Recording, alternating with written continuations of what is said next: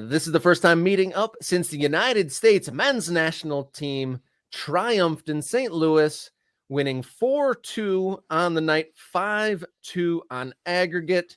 Was this the improvement that you wanted to see, Mr. Jason?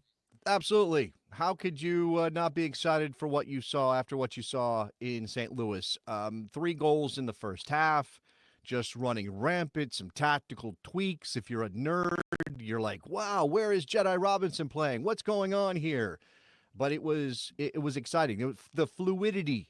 Soccer fans love the word fluidity. Robert, it's tough to say sometimes, but it looked very fluid out there. And I saw Adam Bells of the Scuffed podcast. He posted on his social media, imagine Serginho Dest in that team with that fluidity and how fun that could be. And that was, we still got 4 goals. Yeah, there was a little bit of letdown defensively, a couple of slips there. Maybe Mark McKenzie didn't cover himself in glory. Joe Scally didn't cover himself in glory towards the end of the game. But there were lots of good things to focus on. I thought Weston McKennie was very good. Lovely to see Tim Weah back on the score sheet in his first game back after the red card in Copa America. What technique in the rain to take that down off the pass from, I think Yunus Musa provided that ball. What do they tell you? You're gonna put your foot through the ball, knee, toe. That's the technique, Robin. That's exactly what Tim Weah did to score that goal. Loved it. It was great. It was fun. I had fun watching the national team for the first time in a while, I think.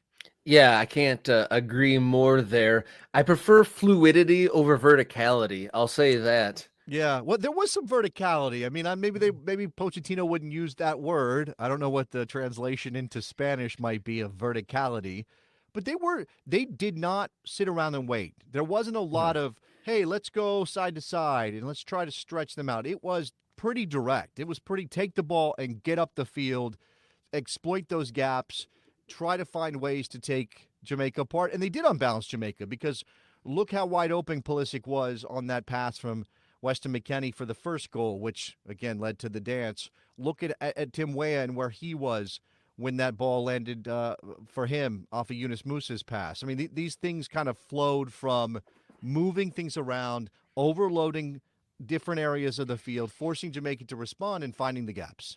There was a lot to like in this game. Was this Pochettino's 6th game in charge? And this was the first game where you really... Fourth game in charge. 2 games in the last window. Okay. 2 games in this window. 4th game in charge for our Argentine head coach. Yeah, I forget the coach. The interregnum window got me confused. But as far as the 4th game, this was the first game where you could see that there was a change. There was a different outlook, some different tactics. It didn't look like a bunch of guys trying to figure it out. It looked like, oh, there has been some things installed here and some new teachings and some different movements that we haven't seen. A different attitude was apparent for like the first time. And you mentioned it already that the goal of the Weston McKennie to Pulisic combo, we saw this in this game more than we really ever have. We haven't really seen them be like a dynamic duo. The one's in, one's out. I don't recall too many standout moments of those two guys connecting, and they did quite a few times in this game. Yes, absolutely. I mean, this is not the full team that I think you have in your dreams if you're a national team fan. That team probably includes Gio Reyna, fully fit, healthy, in form, and Tyler Adams, fully fit, healthy, and in form. But I don't know that those guys walk into this team right now after what we saw. Now, look, you might play tougher teams down the line. We'll see what happens in the semifinal in March, who's actually available, because that's always the question. And not everybody's going to be available at the same time. I mean, that's just life for an international manager. You're going to have injuries. You're going to have absences. You're going to have poor form. You're going to have guys who aren't playing, and you're going to have tough questions about whether to put them in the lineup. I'm not saying that Tanner Tessman is now the solution to the Tyler Adams problem. I still think Tyler Adams is next level in his ability to cover ground and play defensive midfield soccer. But wasn't it nice to see somebody step up and fill that role and look comfortable doing it? And again, Ricardo Pepi is another name we should mention. He's on the score sheet twice in 2 games. That's nice progress towards identifying who the center forward should be for this team. Now, again, you still will have problems with playing time with Ricardo Pepi at PSV Eindhoven. As long as Luke de Jong breathes, he will probably be starting for that team.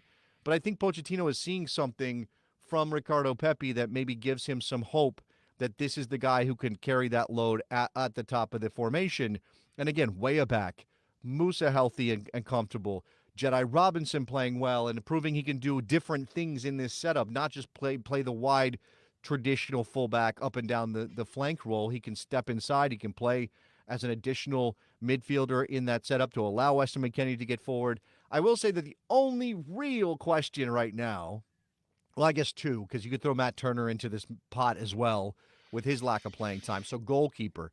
But the center back position remains confounding for a lot of us. Yes, you win 5-2 on aggregate over 2 legs, but nobody, I think, is comfortable with Tim Ream continuing to start with the World Cup coming so soon. And is Mark McKenzie the answer? Is he stepped up above Chris Richards, Austin Trusty? Richards working his way back from fitness. Don't know exactly what his role will be down the line. When I was watching both the game and kind of the social media coverage of Tim Ream, like there was a lot of defiant, like I'm going to be here as long as I can be. I had the thought, is Tim Weah going to be the American Pepe, like that timeless center back that's just going to be there just seemingly eternally? I mean, look, he's 37 now, so I don't know exactly when his birthday is, but I imagine he'll be close to 39 or beyond that when we get to the World Cup in 2026. I guess it's possible. I mean, if he feels good, there's no reason for him to retire. It's not. Look, sometimes we do that thing. I think we did this with the U.S. women's national team for a while. It was like, can you please move aside? Hey, Carly, can you go over there, please? Because we've got some other people who want to play that we think can be good for us down the line, and you're just blocking the way. Yeah. But I don't know that I blame a player, any player who lives and breathes the game, for wanting to continue to play. And if Tim Ream really believes that he can get to the World Cup and be an important player for the U.S. men's national team, who am I to say he should step aside? And I heard this yesterday. I think this is probably true, that Pochettino is going to continue to start Tim Ream until somebody else proves he's better than Tim Ream. That's what this is supposed to be. You pick the best team you've got, and the guys behind those players you are starting have to step up and prove that they are better options. That's competition for spots. That's what we want.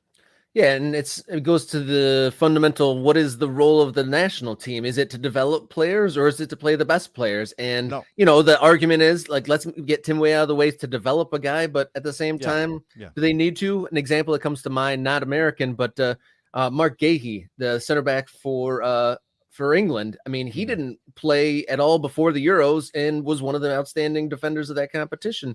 And so I think, hopefully a center back or two really steps up here in the next year and a half or so. We're all waiting for Henry Chase to decide to play for the United States, and then that will throw the whole thing into flux. I mean, he's only 20 years old, so I'm not sure how much you should be counting on him being ready.